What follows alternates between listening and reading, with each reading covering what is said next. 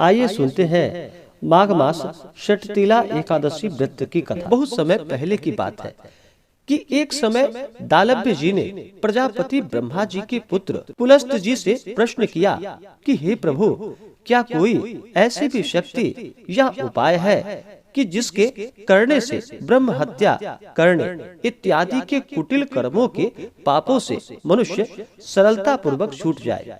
भगवान, यदि सचमुच ही कोई ऐसा उपाय है तो आप कृपा करके मुझसे कहिए, मेरी सुनने की बड़ी इच्छा है।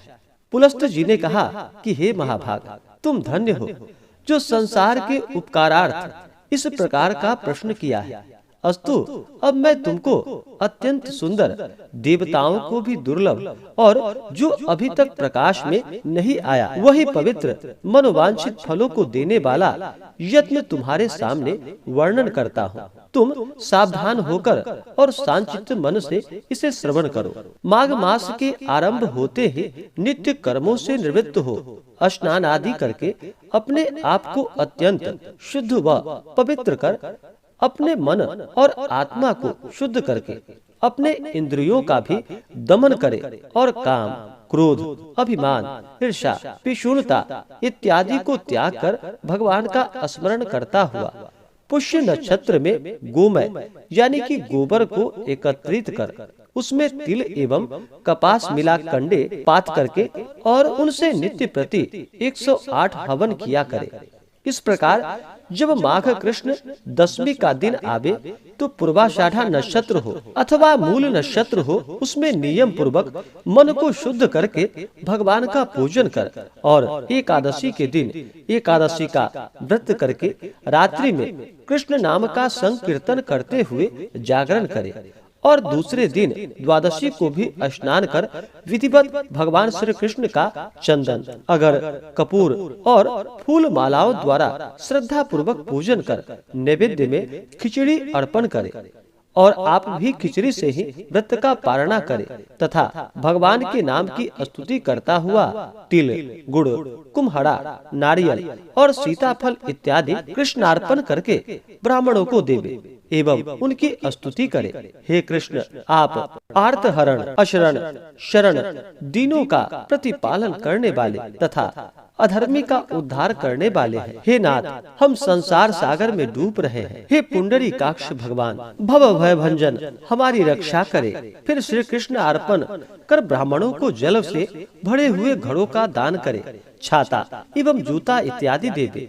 तिल स्नान कार्य एवं भोजन में अत्यंत ही शुद्ध और पवित्र होकर के तिल दान करने वाले को तिल के एक खेत में जितना तिल उत्पन्न होता है उतने वर्ष पर्यंत स्वर्ग में निवास करने को मिलता है। अस्तु, तिल स्नान, तिल का उपटन, तिल का भोजन और तिल का दान यथाशक्ति अवश्य ही करनी चाहिए। तब दालभ्य जी ने कहा कि भगवान, इस कृष्ण षटतिला एकादशी के व्रत से कैसा फल मिलता है और कब कब किस किस को मिला है, इसकी भी एक आख्यान का भी आप वर्णन कीजिए। पुलस्त जी ने कहा कि हे ब्राह्मण, किसी समय मृत्यु लोक में एक ब्राह्मणी रहती थी। वह सदैव ही धर्म में रत रहा करती थी और व्रतों में अत्यंत अनुरक्त रहा करती थी। प्रायः प्रतिदिन कोई न कोई व्रत करती रहती थी, मगर कभी स्वप्न में भी दान नहीं किया था। उसकी ऐसी दशा देखकर भगवान श्री कृष्ण ने विचार किया कि इससे कुछ दान कराना चाहिए, क्योंकि बिना अन्न दान दिए इसका निस्तार नहीं होगा। यही सब विचार कर उन्होंने स्वयं भिक्षुक का रूप धारण करके उसके द्वार पर भिक्षा मांगी। ब्राह्मणी तो देना जानती ही नहीं थी, तथापि उपहास करने की मुद्रा से उसने भगवान की झोली में मृत पिंड डाल दी, यानी कि मिट्टी की ढेला उनके झोली में डाल दी। वे इसको ही लेकर चुपचाप चले आए। कुछ दिन बाद जब वह तापसी ब्राह्मणी इस लोक को छोड़ करके परलोक सिधारी तो उसी मृत पिंड के प्रभाव से एक सुना भवन रहने को मिला।